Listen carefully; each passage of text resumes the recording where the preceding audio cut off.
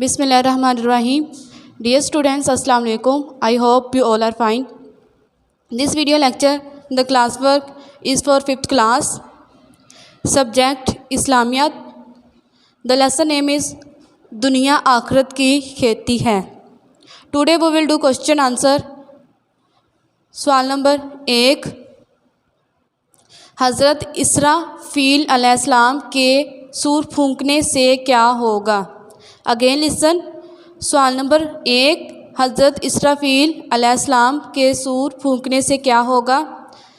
جواب: حضرت اسرافیل علیہ السلام اللہ تعالیٰ کے حکم سے سور پھونکیں گے، جس سے یہ دنیا اور تمام مخلوق ختم ہو جائے گی.